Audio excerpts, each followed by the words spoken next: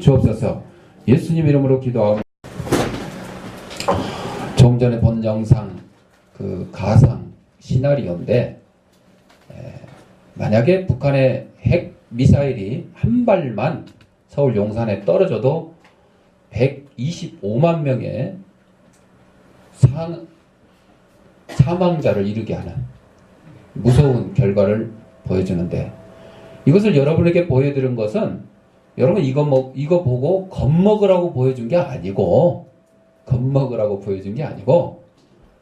임진왜란 때 일본이 쳐들어올 것이냐 말 것이냐 이것을 놓고 조선의 신하들은 서로 다퉜어요. 아주 이상하게 생겨가지고 그 전쟁은 커녕 이렇게 전쟁 안 일어날 거라고 걱정하지 말라고 한 사람이 있었으며, 반대로 분명히 쳐들어올 거니까 10만 군대를 양병을 해서 지켜야 된다, 이렇게 한 경우가 있었어요. 결론은 어떻게 됐어요? 쳐들어왔고 우리는 10만 양병을 안 해가지고 아주 조선 땅이 초토화가 됐었죠.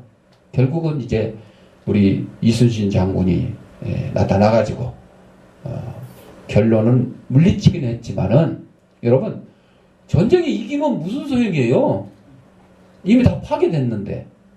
이기는 자나 지는 자나 특히 현대전은 다 파괴된 거예요. 다 파괴됐어요. 그래서 북한이 핵무기를 딱 쏠려고 준비하는 순간 공중에 떠있는 조기 경보 통제기가 미리 파악을 하는 거예요. 그래가지고 미사일 발사하려고 징후만 있으면 이제는 선제 공격을 하겠다고 그랬어요. 미군과 우리 국군이. 그래서 거기다가 그냥 미사일을 먼저 쏴버리는 거죠. 그러면 북한 땅에서 미사일이 터져가지고, 핵무기가 터져가지고 지네들이 먼저 죽게 되는 거야. 그게 첫 번째. 두 번째, 그거를 미리 발견을 못하고 발사가 돼버렸어. 그러면 어떨 거냐? 요격 미사일이 있어요. 그 미사일을 잡는 또 미사일이 있어요. 그거를 쏘아서 공중에서 격추를 시키는 거예요. 그러면 땅에 떨어지는 것보다 피해는 적게 되는 거죠. 공중에서 떨어지는 거예요. 그 다음에 그것도 안 된다. 그럼 뭐 미사일 맞아야지. 맞는 대신 그냥 그러고만 있느냐? 아니죠. 바로 이제 보복 폭격에 들어가는 거예요. 대한민국 또 미군 폭격기들이 북한 땅의 핵무기 시설과 주요 시설들, 우리의 용산에 한 방 맞았지만은 전 북한을 갖다 초토화시킬 겁니다. 근데 이미 핵무기 떨어져서 서울 시민이 125만 명 피해를 입는 건 할 수 없지만, 그러나 보복 폭격을 감행하게 되면 북한은 125만 명이 아니라 1250만 명 이상의 피해를 보게 될 거예요. 그리고 북한은 완전히 이제 동아시아 핵발전소 피해를 본 것처럼 그런 사람 살 수 없는 나라로 변하는 거예요. 그러니까 북한이 그런 것까지 다 계산을 해야지 이게 핵무기도 쏘고 하는 거예요. 왜? 지네가 쏘고 끝나는 게 아니요. 쏘고 대한민국에 이만큼 피해가 입으면 자기네들은 더 많은 피해를 입게 된다는 거 감안을 해서 니 죽고 나 죽자 하고 이렇게 나와야지 떨어지는 거예요. 어디까지나 가상 시나리오예요. 그러니까 그렇게 염려할 필요가 없어요. 이렇게 핵전쟁이 일어나고 핵무기가 떨어진다면 이런 피해가 있는 건데, 그래서 우리들이 할 일이 뭐냐? 뭐 해야 돼? 기도해야죠. 기도해야지. 똑같이 핵무기로 대항을 하는 게 아니라 기도해야 돼. 전쟁이 일어나지 않도록 기도해야 되고, 혹 전쟁이 일어나더라도 하나님이 우리 편이 되어주셔서 우리가 승리할 수 있도록. 뭐 전쟁하는데 어차피 피해는 있게 되는 겁니다. 이겨도. 그러나 125만 명의 사상자로 끝나는 게 다행인 걸로 알아야 돼요. 그리고 우리가 승리를 하게 된다 그러면 하나님의 은혜입니다. 그것을 우리가 기도를 해야 돼요. 그리고 전쟁 나면 여러분 뭐 피난? 옛날 6.25 때로 6.25 때처럼 피난? 없어요, 없어. 피난 가야 마찬가지요. 왜? 지금 북한은 미사일을 어디까지 겨냥을 하느냐? 미국 본토까지 겨냥한 대륙간 탄도 미사일을 개발을 했어요.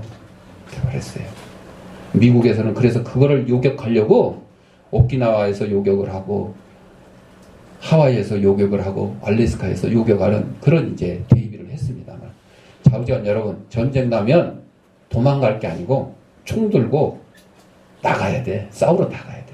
그래서 적을 물리치고 우리 대한민국을 사수를 해야 되는 게 우리 기독교인들의 임무예요. 나가서 싸우고 또 기도를 계속 해야 된다. 그것을 알려드리려고 이 영상을 보여준 것이지 결코 여러분들에게 겁주려고 하는 건 아닙니다. 대비는 해야 돼요. 대비는. 북한이 자기들의 전쟁을 일으켜서 자기들이 대한민국에 피해 준 것보다 더 많은 피해를 입게 될 것이라는 것을 감안을 해서 전쟁을 일으킨다 하더라도 우리는 대비를 해야 돼요. 오늘 본문 말씀으로 돌아가면 요한복음 16장 33절 말씀을 중심으로 내가 세상을 이겼다. 여러분, 전쟁은 인간들이 알아서 하는 것 같지만 성경에 보면 전쟁은 하나님께 속한 것이다 그랬어요. 성경의 역사를 보면요, 이스라엘이 칼과 창과 방패로 무장을 하지 않아도 하나님이 이기게 해주면 여리고서 그까짓 거 가서 하루에 한 바퀴씩 돌고 와서 쉬었다가 하루에 한 바퀴씩 돌고 쉬었다가 제 7일째 되는 날 그날만 7바퀴 싹 돌고 돌도 안 던지고 창도 안 던지고 칼싸움도 안 했는데 뭐만 했냐? 소리만 그냥 왁 질렀어. 제사장들 나팔을 확 불면서. 그랬더니 여리고성이 어떻게 됐어요? 무너져 내린지라. 누구의 능력으로? 하나님의 능력으로. 군인들의 힘으로 된 거 아니에요. 사마리아 성이 포위됐을 때, 아람 군대에 포위됐을 때 먹을 것이 없어서 이제 하도 오랫동안 포위되니까 양식도 떨어지고 물도 떨어지고, 그래서 심지어는 자식들을 잡아먹는 그러한 일이 사마리아 성에 있었어요. 그랬는데 하나님이 천군 천사를 보내니까 아람 군대가요, 이스라엘 백성 가만히 있었는데 자기들이 놀래서 도망갔어요. 거르마 나살려라고 전쟁 물자 무기 그냥 그대로 놔두고 다 도망갔어요. 그거를 문둥병자들이 발견을 하고 와서 신고를 해가지고 가서 그 아람 군대가 버리고 간 양식으로 사마리아 성이 굶주림을 면하게 됐다. 이러한 일이 성경에 다 나와 있어요. 신화가 아니에요. 이거는 역사적인 사실이에요. 여러분, 전쟁은 하나님께 속해 있기 때문에 그래서 우리가 기도해야 된다는 거예요. 전쟁이 일어나지 않도록 기도해야 돼요. 그리고 전쟁이 일어나더라도 하나님 우리 편이 되어주셔서 우리가 승리할 수 있게 기도를 해야 돼요. 피해가 당하는 걸 할 수 없는 거예요. 여러분, 이제 봄이 돼서 이제 농사 짓는 사람들은 농사 짓기 참 좋은 때잖아요. 가서 물도 대고 거름도 주고 이제 모내기도 준비를 해야 돼. 그래서 논을 갈다 보면 논에 살던 미꾸라지가 쟁기에 잘려 죽기도 해. 밭을 삽질을 하면 지렁이 꿈틀거리다가 삽에 찍혀 죽이기도 해. 근데 농사 짓는 사람이 그 미꾸라지가 불쌍하고 지렁이가 불쌍하다고 해서 농사 안 지면 돼요? 안 되죠. 농사 지어야죠. 더 큰 일을 위해서. 그런 것처럼 큰 일을 위해서는 희생도 어느 정도 불가피한 겁니다. 내가 남하고 1대1로 싸워서 하는데 나는 한 대도 안 맞고 때리기만 하겠다. 이게 됩니까? 안 됩니다. 아무리 유명한 세계 WBC 헤비급 챔피언이라 하더라도 자기도 몇 대 맞아가면서 때리고 그리고 이기는 거지. KO 우승을 해도 마찬가지예요. 일방적으로 때리고 다윗과 골리앗이 싸워도 마찬가지예요. 성경에 나오는 다윗과 골리앗은 뭐 한 방 없이 그냥 다윗이 그냥 물맷돌로 해가지고 딱 해가지고 뭐 그냥 주먹질 한 번도 안 하고 끝냈지만은 이제 비유하자면 예를 들어 뭐 강호동과 같은 엄청난 천하장사하고 나 같은 이 약고라고 한번 붙어서 싸워도 내가 10대 맞으면 나는 10대만 맞느냐? 아니요. 나도 한 대 때릴 수 있는 거요. 그렇죠? 그러니까 여러분 전쟁, 무슨 일, 사업, 가정일도 마찬가지예요. 부부간에도 마찬가지예요. 다 어느 정도 희생은 따르기 마련이에요. 본문으로 돌아가면 이것을 너희에게 이르는 것은 이것은 요한복음 13장에서 16장까지 나오는 고별 설교를 얘기하는 겁니다. 평안을 누리게 하려 함이라 그랬어요. 평안은. 예수님은 십자가의 죽음 앞에서조차도 제자들이 소유해야 될 모든 것을 갖도록 위해서 수고를 하셨습니다. 예수님이 주는 평안은 세상적인 것과는 결코 비교할 수 없는 월등한 것입니다.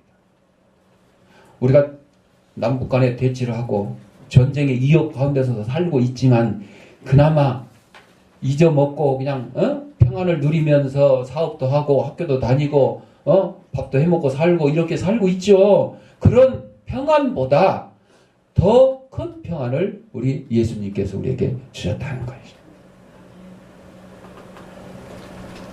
그래서 이 세상의 평안은 세상에서 핍박을 당하지만 마음으로 누리는 기쁨에서 비롯된다고 22절에서 말씀했어요. 우리의 몸은 병들고 힘들지만은 내 마음은 평안을 누리고 행복을 누릴 수 있는 거예요. 세계 각국의 행복 지수를 조사를 해보니까 우리가 생각에 제일 거지 같은 나라 뭐 방글라데시 뭐 이런 나라가 행복 순위는 1, 2, 3이래요. 1, 2, 3이. 왜? 먹을 거 없고 몸은 힘들지만은 마음은 평안하다는 거예요. 너무 마음이 평안해서 아마 게을러가지고 아마 그럴 수도 있겠지? 그래서 따뜻한 나라에 사는 사람이 좀 게으르다 그러죠. 왜? 그냥 먹을 게 지천에 널려있으니까 굳이 농사 짓고 사냥도 안 하고 나가서 주워 따먹기만 해도 되는 거야. 그러나 저 시베리아 벌판에 가면 눈을 씻고 봐도 먹을 것이 없어. 먹을 거라고 단지 뭐 북극곰 이런 거 있는데 이 북극곰을 싸울 힘이 있나? 내가 무기나 있어야 싸워 이기지. 그러다 보니까 이 시베리아에 사는 사람들은 아주 하루하루가 생존 경쟁, 생존 투쟁이요. 죽기 아니면 살기로 살아야 돼. 그런 차이 때문에 아마 추운 데 사는 사람들이 부지런하고 차가운 데 따뜻한 데 사는 사람이 게으른 것 같아. 근데 우리 대한민국은 어중간해가지고 부지런을 해야 될 사람도 있고 게을러 빠질 사람들도 있는 것 같아. 예.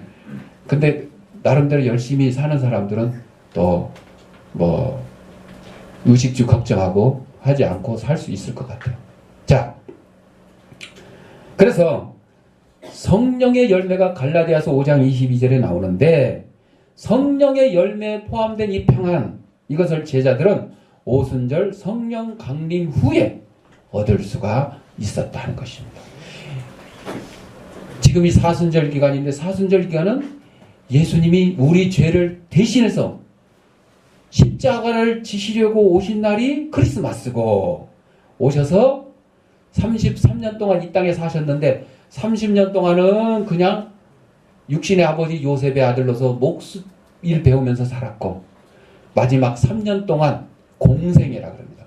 하나님이 예수님에게 주신 그 목적을 달성하기 위해서 천국 복음을 전하고 배고픈 자들을 먹이고 병든 자를 고치고 죽은 자를 살리는 일을 하시면서 마지막에 뭘 하셨어요? 십자가를 지셨어요.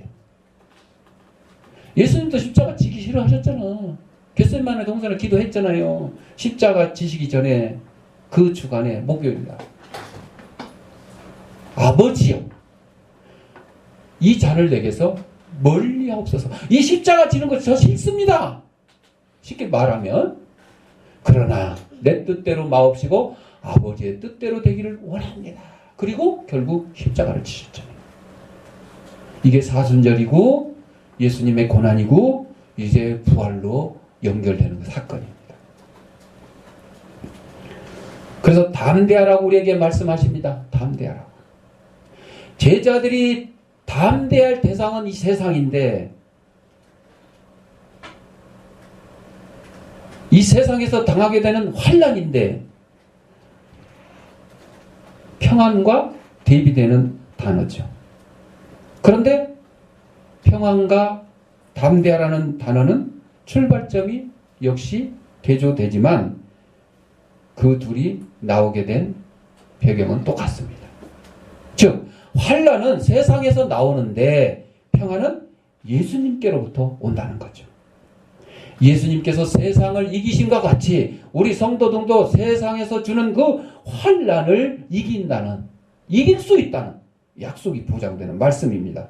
이런 이유로 예수님이 제자들에게 너희가 세상에서 환난을 당하나 담대하라고 말씀하셨어요. 누구의 힘으로? 예수님의 힘으로 평안을 얻을 수 있기 때문입니다. 그래서 예수님이 내가 세상을 이겼다 이렇게 말씀하셨어요.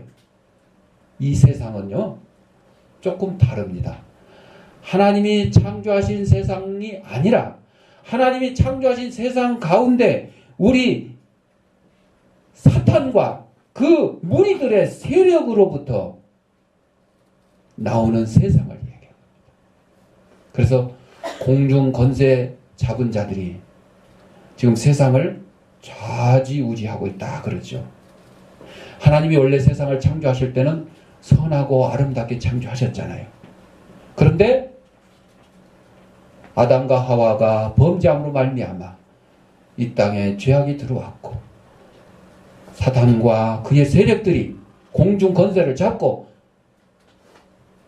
세상을 갖다가 힘들게 만들고 있어요. 왜? 그들은 단 한 사람이라도 지옥으로 끌고 가려고 그래요. 단 하나의 영혼이라도 지옥으로 끌고 가려고 그래요. 왜 그래요? 하나님이 인간들을 사랑하셔서 죄악 가운데 구원해 주시고 천국으로 인도해 주시려고 예수님을 이 땅에 보내주시고 십자가에 우리의 죄값을 다 치르게 해주셨고 예수님을 믿기만 하면 구원받을 권세를 주셨는데 그거를 누가 싫어해요? 사탄이 싫어하는 거예요. 사탄과 그의 추종자들이 싫어하는 거예요. 왜? 사탄과 그의 추종자들의 안식처는 어디요? 지옥이거든요. 자기들만 있으면 심심하잖아. 인간들 갖다가 거기다 쓸어 넣어야 되거든. 그래서 우는 사자와 같이 호시탐탐 노린다 그랬습니다. 이겼다는 건 뭐예요? 영적 승리를 나타내는 거예요. 여러분 아까 전쟁 영상 봤습니다만 전쟁이 안 일어나도록 기도를 했는데 전쟁이 일어났어요. 안 죽었으면 좋겠는데 죽을 수도 있어요. 죽을 수도 있죠. 전쟁 나면 뭐 나만 안 죽고 뭐 총알 피해 다니나?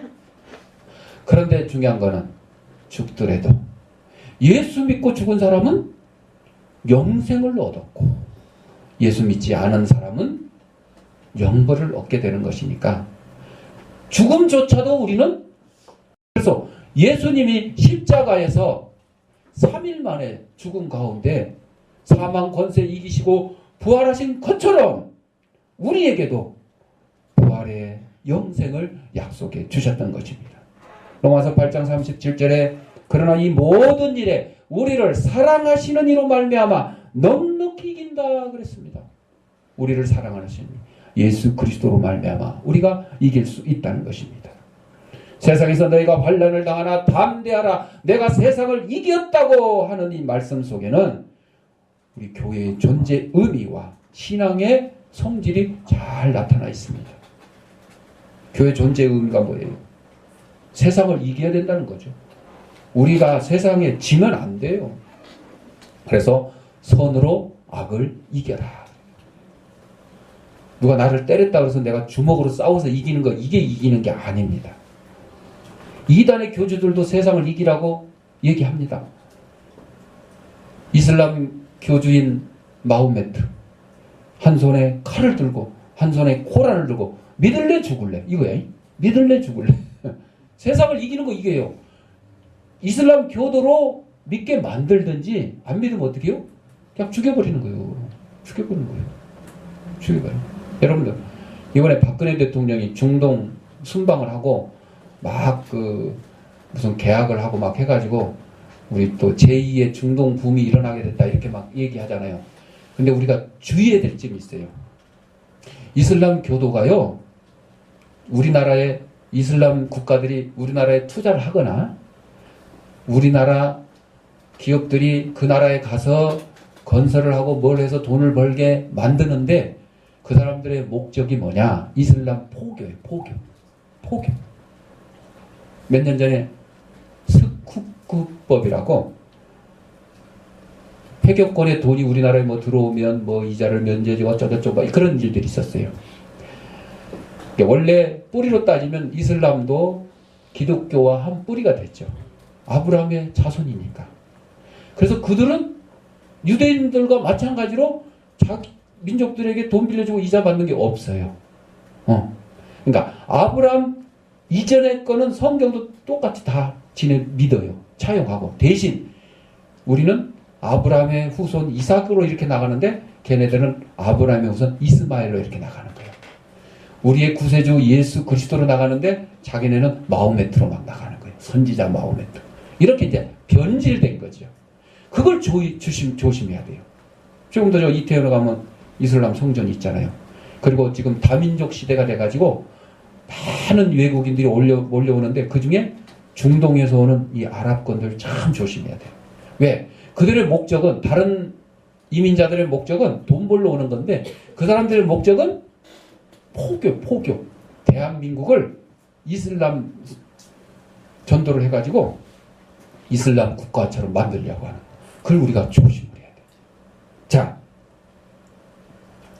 그래서 마호메트가 한 손에 코란을 들고 한 손에 칼을 들고 믿을래 죽을래 이렇게 하는 것이 그 사람들도 세상을 이기는 방법이요.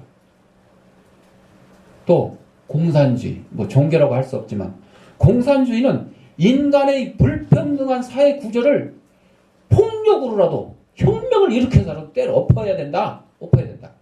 그래서 대한민국에도 아직도 종북 좌파들이 많은데 그 사람들이 북한의 그 사상을 그대로 전수를 받아가지고 이 세상을 뒤엎어서라도 바로 잡아야 된다. 재벌들을 갖다가 까부시고 막 죽여서라도 테러를 해서라도. 그래서 이번에 김기종 테러 사건도 바로 그런 뿌리에서 나온 거예요. 뿌리에서. 미국을 갖다가 타도해야 될 집단으로 이북에서는 생각을 하고 있거든요. 그러니까 미국의 대사는 옛날에 말하면 일본어로 말하면 총독이에요. 총독.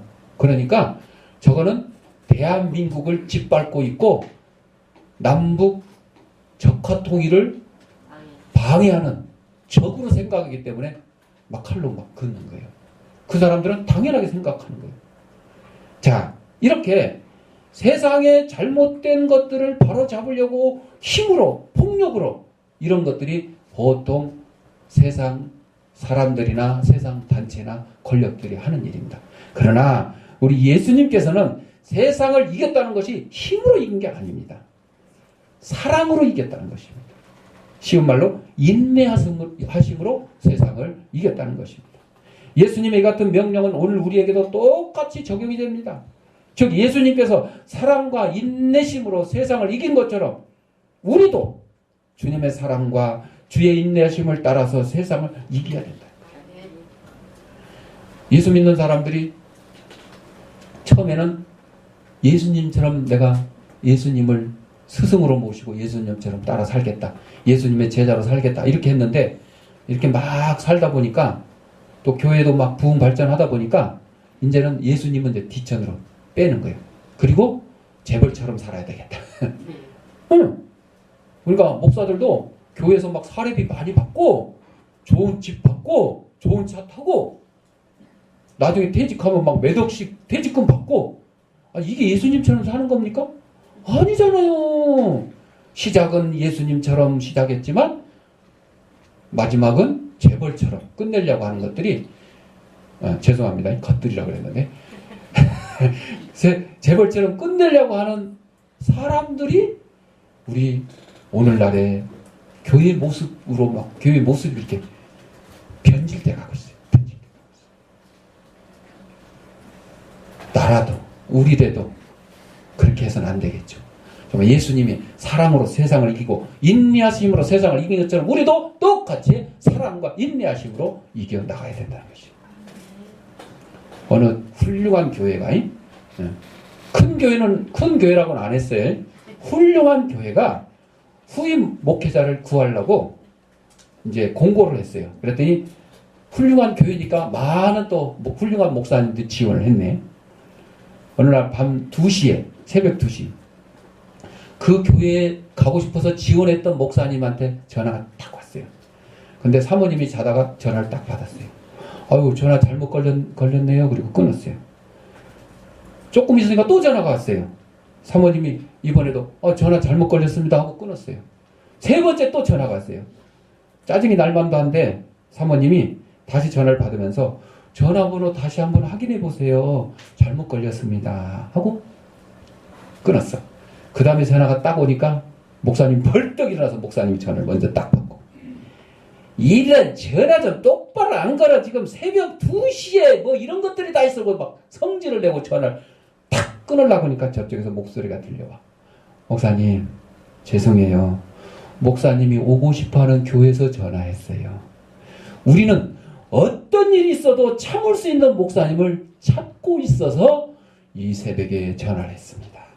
목사님은 사모님한테 인내심을 배워야 되겠나요? 하고 뚝 끊었어요. 그 목사님 거기 청빙됐어요? 안 됐어요. 탈락. 탈락. 미리 알았으면 예, 아이고 새벽 2시 괜찮아요 이랬을 텐데 대부분 이렇습니다. 그렇죠? 대부분 인내하지 못하면 이런 좋은 일도 없어지는 거예요. 그래서 믿음의 인내를 우리는 실천해야 된다 그랬어요. 세상을 이기는 최선의 방법은 적극적으로 인내하는 가운데 선을 추구하는 것입니다. 성도는 악과 불의 앞에서 골고다를 끝까지 택하신 예수님을 본받아야 해요. 예수님 뭔 잘못 있어요? 그럼에도 불구하고 정말 억울하잖아요. 아무 잘못도 없는데 강도 바라바는 풀어주고 예수님 대신 십자가를 못 박으라고.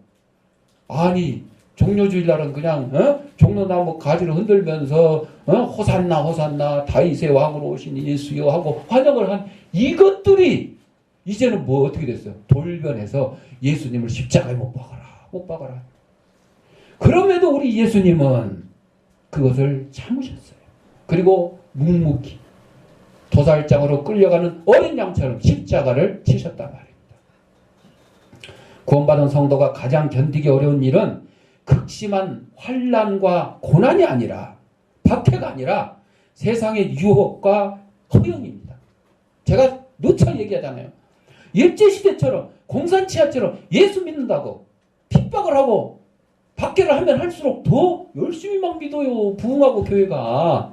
그런데 오늘날처럼 예수 믿는다고 핍박하는 사람도 없고 욕하는 사람도 없고 그러는데 세상의 허영과 유혹이 나를 유혹합니다. 그러니까 거기에 홀딱 넘어가요. 홀딱 넘어가요. 우리는 눈에 보인다고 그래서 그것을 두려워할 필요 없어요. 귀에 들린다고 해서 그것을 두렵거나 따를 필요는 없습니다. 우리 눈에 보이고 귀에 들린다 할지라도 우리는 그것을 두려워하거나 따를 필요가 없어요. 왜? 오직 하나님의 말씀을 붙들고 나가야 돼요. 누구처럼? 노아 방주의 노아처럼. 산꼭대기에다가 방주를 짓는데 야 40일 후에는 세상에 홍수가 나서 다 망하니까 이 방주로 와라 그랬더니 세상 사람들이 뭐라 그랬어요? 욕했잖아요. 멸시했잖아요. 아유 저 또라이 참 100년에 한 명 나올까 말까 또라이 나타났다고. 성경에는 그렇게 안 써 있어요. 우리 목사님은 또 뭐 100년에 그렇게 찾으면 안 돼. 이상한 목사님이라고 하지면 안 돼. 쉽게 여러분들 이해하기 쉽게 말씀드린 거예요. 그러나 노아는 어떻게 했어요? 끝까지 참고 인내하면서 방주를 지었더니 결국은 노아의 가족들만 구원받았어요. 우리의 믿음이 이거예요. 우리의 믿음이 세상에 어떤 환난과 고통과 박해가 오더라도 우리는 천국에 들어가야 될 그 소망을 가지고 이겨나가야 되는 거예요.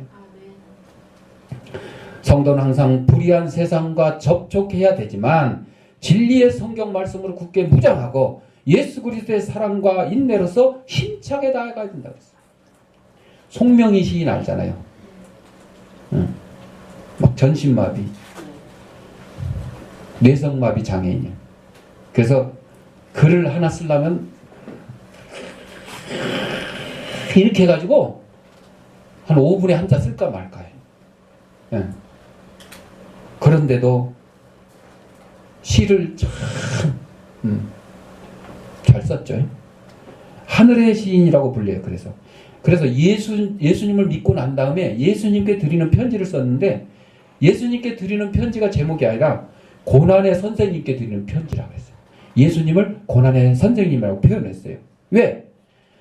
송명희 시인이 당하는 그 고통이 너무 심하니까 예수님의 그 십자가의 고통처럼 비견되는 거예요. 비유가 되는 거예요.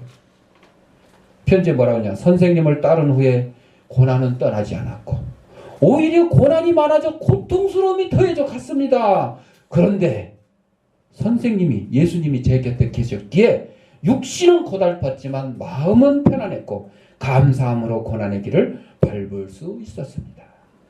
의심과 두려움이 있을 때 두려워 말고 믿기만 하라고 하신, 또 슬프고 괴로울 때 나는 너를 사랑한다고 예수님이 말씀하셨습니다. 고난의 선생님이 말씀하셨습니다. 도저히 용서받지 못할 잘못을 했을 때 나는 너를 사랑한다고 하시며 수없이 부드러운 손으로 안아주셨습니다. 선생님을 만난 후 건강이 없어도, 지식이 없어도, 많은 재물이 없어도 선생님이 계시기에 감사할 수 있었습니다. 감사의 성숙과 이해의 성숙은 고난이 아니면 얻어지지 않는가 봅니다. 이렇게 고난의 선생님께 드리는 편지를 썼어요. 근데 오늘날 많은 성도들은, 제가 또 얘기합니다, 축복 대성에는 있어도 고난 대성에는 없어. 6.25 때도 그렇고 6.25 기념 예배는 드려도 고난 예배, 뭐 고난 대성에 뭐 이런 건 안 하대. 절대 안 하대. 예. 좀 했으면 좋겠어요. 예. 왜? 성도의 고난은 유익이라고 그랬어요. 지금 송명희 시인이 고백한 것처럼 고난이 아니면 감사의 성숙과 이해의 성숙은 얻어지지 않는다. 고난 없이는. 그래서 예수님이 지금 하나님 우편에 앉아 계시는데 십자가를 안 지셨으면 하나님 우편에 앉아 계실 수 있었어요? 없습니다. 십자가의 고통을 당하셨기 때문에 하나님의 우편에 앉는 영광의 자리에 앉아 있을 수 있었던 거죠. 그래서 고난이 따르는 승리를 우리는 알아야 돼요. 이 세상 사람들은 모두 패배자요 실패자입니다. 왜? 재벌도 결국 죽게 돼요. 대통령도 죽게 돼요. 아무리 뛰어난 학자도 죽게 돼요. 산삼 뭐 1000년짜리 뭐 100년짜리 얼마나 많이 먹어도 어떻게 돼요? 죽게 돼요. 죽음을 맛보는 사람은 전부 다 패배자요 실패자입니다.